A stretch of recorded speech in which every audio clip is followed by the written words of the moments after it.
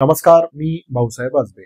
बीड जिल्ह्यातील केज तालुक्यातील मसाजोग गावचे सरपंच संतोष देशमुख यांचं अपहरण झालं आणि त्यांचं अत्यंत निर्घृण आणि अमानुष पद्धतीनं त्यांची हत्या झाली.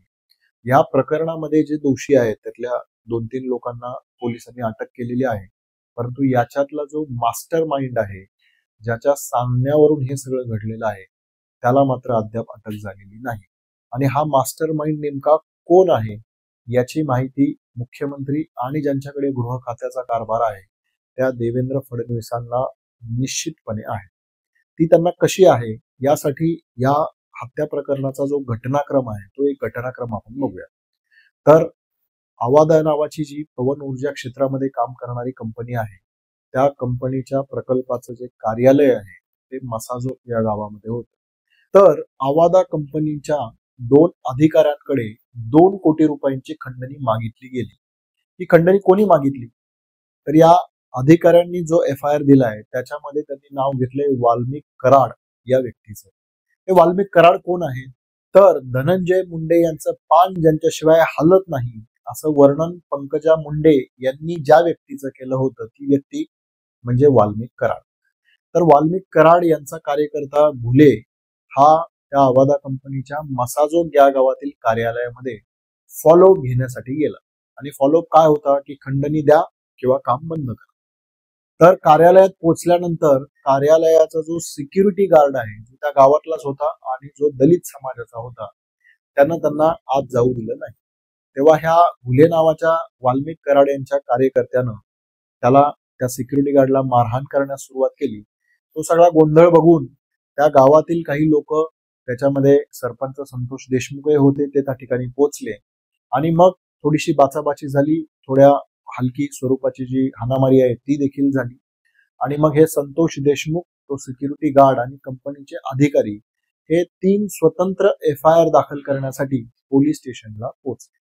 पोलीस स्टेशनला पोहोचल्यानंतर मात्र त्या पोलीस स्टेशन मधील 2 अधिकारी, एक पाटील आणि दुसरे महाजन, यांनी मात्र FIR नोंदवून घेण्यास नकार दिला. म्हणजे कितीतरी तास हे तिथं बसलेले होते पोलीस स्टेशनमध्ये पण त्यांनी या कार्यकर्त्यांच्या विरोधामध्ये FIR नोंदवून घेतली नाही.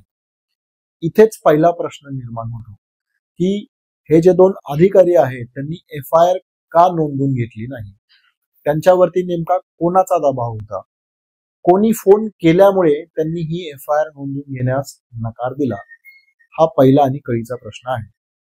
आणि याचं उत्तर शोधणं खरं कठीण नाही, कारण कोणी कोणाला फोन केला हा डेटा जरी चेक केला तरी कळू शकेल की नेमका या अधिकाऱ्यांवरती दबाव कोणाचा होता.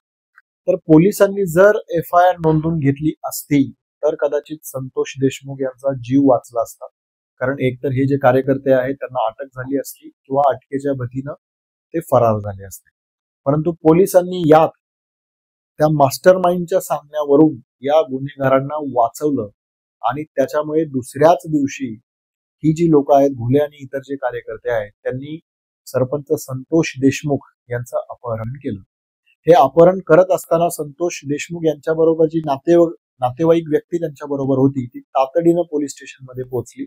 संतोष देशमुख यांचं कुटुंबीय देखील पोहोचलं आणि त्यांनी पोलिसांच्या कानावर हे घातलं की असा अपहरणाचा प्रकार घडलेला आहे. परंतु ते कानावर घातल्यानंतरही पुढचे 3-4 तास पोलिसांनी त्या संदर्भामध्ये कोणतीही कार्यवाही केली नाही. आणि इथे पुन्हा एकदा तोच प्रश्न निर्माण होतो की पोलिसांनी ऍक्शन का घेतली नाही? त्यांच्यावर नेमका कोणाचा दबाव होता? नेमके कोणी त्यांना फोन केलेले होते? आणि ही सगळी जी माहिती आहे ती देवेंद्र फडणवीसांना गृहमंत्री म्हणून माहीत आहे. यामागचं कारण असं की पोलीस खात्याच्या राज्याच्या ज्या प्रमुख आहेत DIG त्या आहेत रश्मी शुक्ला.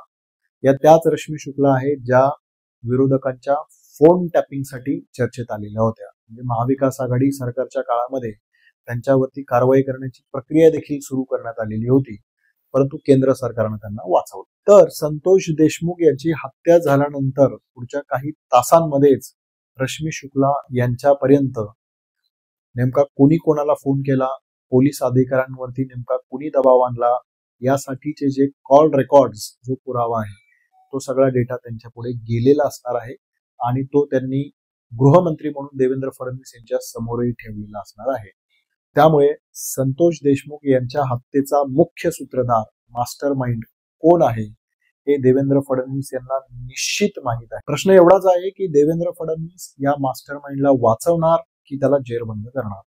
देवेंद्र फडणवीस नेमकं काय करतील, तुम्हाला काय वाटतं हे कमेंटमध्ये कळवा. तुम्हाला हा व्हिडिओ आवडला असेल तर लाईक करा, शेअर करा आणि सबस्क्राईब करा. थँक्यू.